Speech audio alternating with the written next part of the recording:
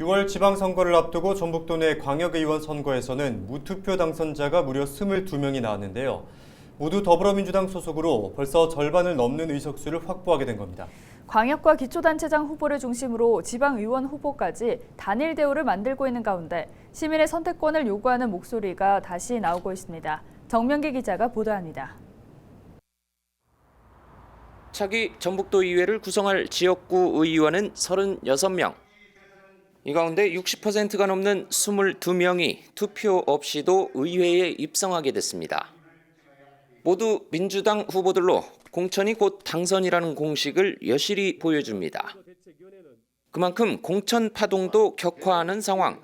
경선 후보 무너지기, 문자 방송 등의 과정을 명확하게 밝히도록 시민들은 요구하지만 변명으로 선거운동도 찬반 투표도 없이 주민 대표가 되는 민주당 비례대표를 포함한 기초의원도 36명에 이릅니다. 지난 지방선거의 경우 도지사를 비롯한 시장 군수 10명, 지방의원 183명은 모두 민주당 소속이었습니다.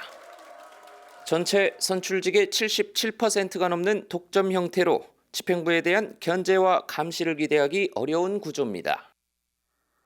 경제정의실천시민연합이 2018년부터 지난 1월 말까지 전국 기초의원별 연평균 조례안 발의 건수를 분석한 결과를 보면 전북은 1.7건으로 전국 꼴찌 수준입니다.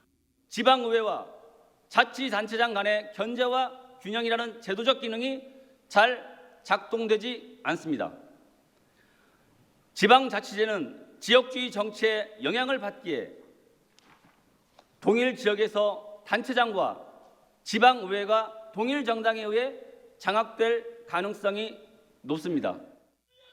유권자들의 선택폭이 좁아지면서 정당 공천제부터 폐지해야 한다는 목소리가 다시 나오고 있습니다.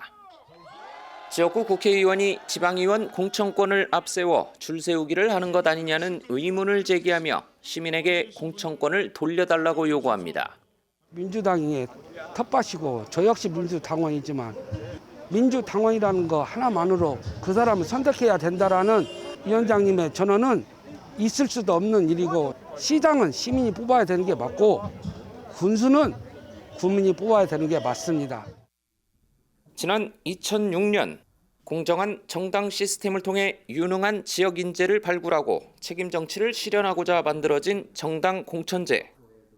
하지만 공천이 곧 당선으로 이어질 가능성이 높은 전북의 정치 풍토상 공천 관행을 개선해야 한다는 지적이 여전합니다. 헬로티비 뉴스 정명기입니다.